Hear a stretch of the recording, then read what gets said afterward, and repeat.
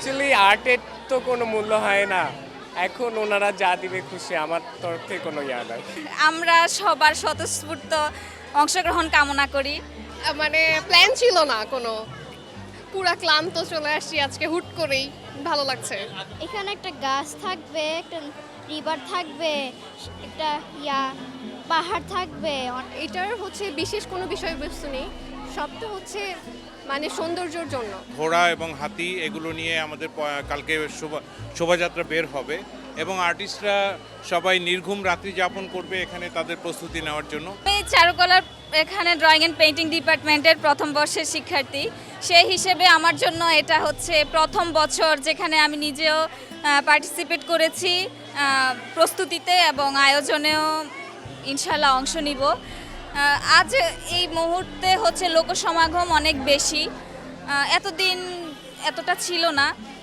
তো আমরা সবার স্বতঃস্ফূর্ত অংশগ্রহণ কামনা করি কালকের শোভাযাত্রায়।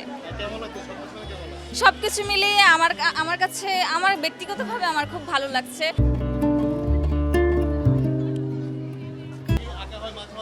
খুব ছোটবেলায় আঁকা হয়েছে, বাট বড় হওয়ার পর আর আঁকা হয়নি। তখনের অনুভূতি কিছুই মনে নেই, বাট এখন একে খুব ভালো লাগছে। আর একটু রেডি হয়ে আসলে ভালো লাগতো। ভালো এবং মানুষের উৎসাহ উদ্দীপনা দেখে আমরা সত্যিই অভিভূত। এখানে শান্তির প্রতীক কবুতর, তারপরে মোরগ আমাদের দেশীয় শক্তির প্রতীক, এবং আমাদের ঘোড়া এবং হাতি এগুলো নিয়ে আমাদের কালকে শোভাযাত্রা বের হবে এবং আর্টিস্টরা সবাই নির্ঘুম রাত্রি যাপন করবে এখানে তাদের প্রস্তুতি নেওয়ার জন্য। এবং সর্বোপরি অন্যান্য মানুষদের যে উৎসাহ উদ্দীপনা, এটা একটা অভূতপূর্ব আয়োজন। আসলে এটা বাংলাদেশে অন্য কোনো আয়োজনে এত মানুষের সম্পৃক্ততা আপনি খুঁজে পাবেন না। এই বছর তো আমার প্রথম, কারণ আমি ফার্স্ট ইয়ার। সো আমার কাছে অনেক এক্সাইটেড, কারণ এইবার এটার অংশ হিসেবে হতে পেরে খুব ভালো লাগছে। আর এই তো ব্যস্ততার মধ্যে দিয়ে সময় কাটছে, ব্যস্ত প্লাস আনন্দ সবে একসাথে। এই যে সারাটা দিন সারাটা রাত এই অক্লান্ত কয়েকটা দিন পরিশ্রম করার পরে মানে পয়লা বৈশাখে পুরো ঢাকা শহর বা আশেপাশে এলাকাটা সুসচেতন থাকে, তখন নিজের কাছে একজন আর্টিস্ট হিসেবে বা তবু আর্টিস্ট হিসেবে কেমন?